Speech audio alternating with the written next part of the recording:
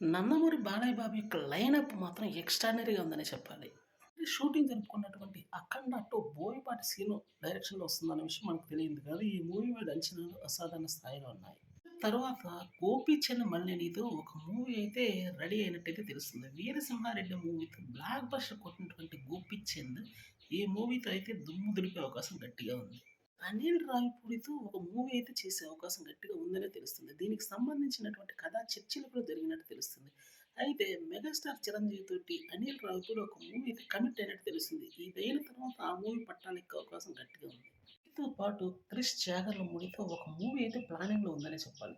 ఈ మూవీ కూడా లైనప్‌లో ఉంది కాబట్టి నెక్స్ట్ ఈ మూవీ యొక్క వంతొస్తుందనే చెప్పాలి. ఈ విధంగా చూసినా కూడా వరుసగా 4 మూవీస్ అయితే ప్రెజెంట్ రన్నింగ్‌లో ఉన్నాయని చెప్పాల్సి ఉంటుంది మరి. ఇది ఒక స్ట్రాంగ్ లైనప్ అనే చెప్పాలి. ప్రతి మూవీ కూడా పాన్ ఇండియన్ మూవీగానే రాబోతుంది అన్న విషయం అయితే గుర్తుంచుకోవాల్సి ఉంటుంది మరి. స్ట్రాంగ్ లైనప్ అంటూ పాన్ ఇండియన్ రేంజ్‌కి ఉందంటే మాత్రం ప్రతి మూవీ మీద అంచనాలు భారీగానే ఉన్నాయి. బడ్జెట్ పరంగా కూడా ఎక్కడ బట్టయితే బడ్జెట్ ఉండబోతుందని చెప్పాల్సి ఉంటుంది. అందులో 4 మూవీల మీద కూడా మంచి అంచనాలైతే ఉన్నాయని చెప్పక తప్పదు. అంత అద్భుతమైనటువంటి లైనప్ ప్రెజెంట్ బాలయ్య బాబుకైతే ఉందని చెప్పాలి.